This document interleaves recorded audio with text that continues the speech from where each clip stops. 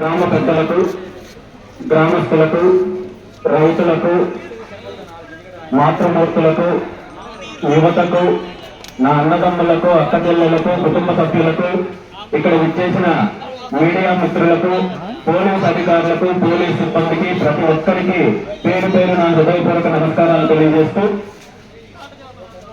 ముందుగా ఈరోజు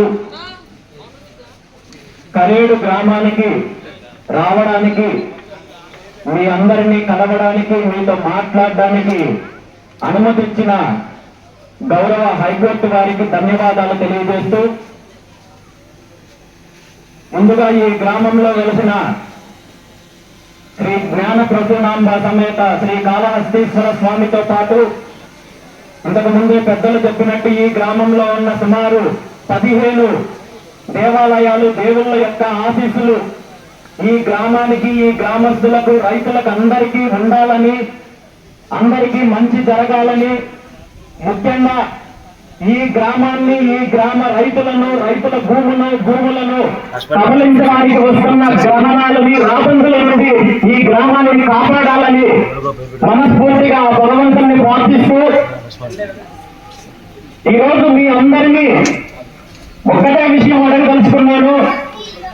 కరేడు గ్రామం అంటే కేవలము ఈ గ్రామంలో ఉన్న ప్రజలు మాత్రమే కాదు, మీ గ్రామాన్ని కాపాడడానికి చుట్టూ ఇంతమంది దేవతలు, గ్రామ దేవతలు, దేవుళ్ళు వెలిసి ఉంటే ఎవరో ఒక అనామకుడు వచ్చి మీ గ్రామానికి సంబంధించిన రైతుల్ని ఇబ్బంది పెట్టి భూములు లాక్కుంటారు, గ్రామాన్ని ఇక్కడ ఖాళీ చేపిస్తారంటే అసలు మీరెందుకు నమ్ముతున్నారు? ఇంతమంది దేవుళ్ళు మీకు అండగా ఉండగా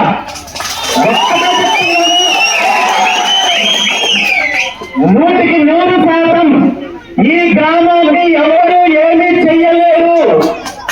ఈ గ్రామానికి సంబంధించిన భూములు ఏ ఒక్కరూ బలవంతంగా తీసుకోలేరు. ఈరోజు ఈ రాష్ట్రంలో పరిస్థితులు ఎలా ఉన్నాయంటే, దౌర్జన్యాలు ఎలా ఉన్నాయంటే, ప్రభుత్వాలు ఎలా ఉన్నాయంటే, ఒక గ్రామానికో లేదా రైతులకో, గ్రామస్తులకో అన్యాయం జరుగుతోందంటే ఒక బాధ్యత గల పౌరుడిగా ఎవరైనా వెళ్ళి ఆ బాధితుల్ని పరామర్శించే అవకాశం ఉన్నప్పటికీ, బాధితుల తరఫున పోరాటం చేయడానికి రాజ్యాంగం హక్కు కల్పించినప్పటికీ కూడా రాష్ట్ర చరిత్రలో కాదు, దేశంలో ఎక్కడా లేని విధంగా రైతులను కలవడానికి కోర్టు అనుమతులు రావాల్సిన దుస్థితి కేవలం ఈ రోజు మన రాష్ట్రంలో కరేడు గ్రామానికి ఏర్పడిందంటే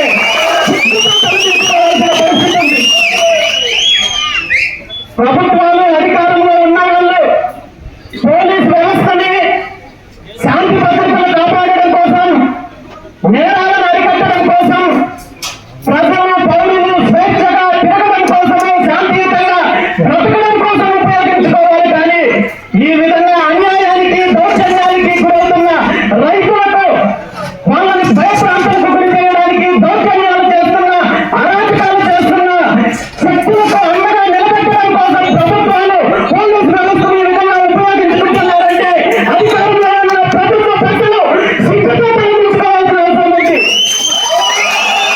ఈరోజు పోలీస్ వ్యవస్థకి, పోలీస్ అధికారులకు, పోలీస్ సిబ్బందికి, రాష్ట్రంలో ఉన్న పోలీస్ సిబ్బంది అందరికీ మీ అందరి సమక్షంలో నేను ఒక్కటే తెలియజేస్తున్నాను.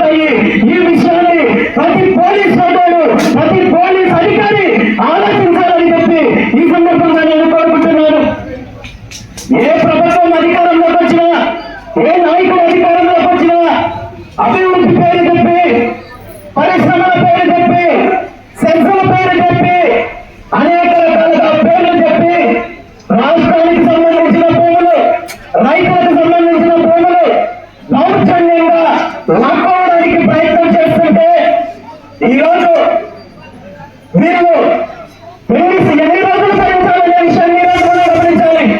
గతంలో మనం చూసాము, ఈ రాష్ట్రంలో సెన్సుల పేరు చెప్పి, అదేవిధంగా నిర్జనాన్ని ఇదే ప్రాంతంలో అనేక రకాలుగా పేర్లు చెప్పి వేల ఎకరాలు, లక్షల ఎకరాలు భూములు సేకరించారు. బలవంతంగా రైతుల దగ్గర నుండి కొల్లగొట్టారు తప్ప నిజంగా పరిశ్రమలు వచ్చాయా, నిజంగా అక్కడ ఉపాధి ఉద్యోగ అవకాశాలు కల్పించారా అనే విషయాన్ని కూడా మనం గమనించాలి. ఈ రోజు ఈ రాష్ట్రంలో ఇదే ప్రాంతంలో, చనిగిరి ప్రాంతంలో నీరు అనేసి ఒక జాతీయ సంస్థకి సుమారు 13,500 ఎకరాలు ఇచ్చారు. ఇది 2013లో కనీసం సుమారు 12 సంవత్సరాల క్రితం సేకరించారు.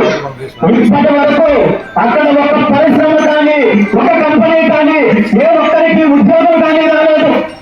అదేవిధంగా కావలి ప్రాంతంలో ఇక్కడ సెజ్ ఏర్పాటు చేశారు, అక్కడ అభివృద్ధి జరగలేదు. అదేవిధంగా ఈ రాష్ట్రంలో అనేక చోట్ల ఈరోజు లేపాక్షి సెజ్ ఏర్పాటు చేశారు. 8,500 ఎకరాలు తీసుకున్నారు. ఇప్పటి వరకు ఒక్క వ్యక్తికి ఉద్యోగం కానీ, ఉపాధి కానీ, ఒక పరిశ్రమ కానీ రాలేదు. ఈ విధంగా సెజ్ల పేరు చెప్పి, పరిశ్రమల పేరు చెప్పి, అభివృద్ధి పేరు చెప్పి రైతుల దగ్గర లక్షలాది ఎకరాలు తీసుకొని మీరు చేసుకునేది ఏంటంటే మీ ద్వారా బలవంతంగా సేకరించిన భూములను బ్యాంకులో తాకట్టు పెట్టి వేల ఎకరాలు కాల్ చేసి అవినీతి చేసే కార్యక్రమం చేస్తున్నారు తప్ప ఏ ఒక్క చోట పరిశ్రమలు రాలేదు. వీళ్ళ ఉద్దేశము పరిశ్రమలు తీసుకురావాలి, అభివృద్ధి చేయాలి అనేది కాదు. కానీ కేవలం పరిశ్రమల పేరు చెప్పి భూములు లాక్కొని దోపిడీ చేయాలనే ఆలోచనతో ఇలాంటి కార్యక్రమాలు జరుగుతున్నాయి. కాబట్టి ఈ విషయాలన్నీ తెలుసుకొని కరేడు ప్రాంతంలో ఒక దోపిడీ కంపెనీ వచ్చి ఈ ప్రాంతానికి సంబంధించి, ఈ రైతులకు సంబంధించిన భూములు కాజేయాలని చూస్తే దానికి కరేడు రైతులందరూ కూడా ఐకమత్యంతో ఎదురు తిరిగారు, ఉద్యమించారు. మేము ఇవ్వను, మా భూములు మాకు కావాలని చెప్పి ఎదురు తిరిగితే అనేక రకాలుగా వ్యవస్థలను అడ్డం పెట్టుకుని, అధికారాన్ని అడ్డం పెట్టుకుని భయప్రాంతాలకు గురి చేసే కార్యక్రమం చేశారు. తప్పుడు కేసులు పెట్టారు, నాతో పాటు రైతుల మీద కేసులు పెట్టారు, గిరిజన మహిళల మీద కేసులు పెట్టారు. ప్రతిరోజు పోలీసులను పంపించి ఏదో ఒక రకంగా భయప్రాంతాలకు గురి చేసే కార్యక్రమం చేస్తున్నారు. నేను ఈ సందర్భంగా ఒక్కటే చెప్తున్నాను, ఈరోజు మీరు వ్యవస్థలను ఉపయోగించి లేదా అధికారాన్ని ఉపయోగించి పోలీస్ వ్యవస్థ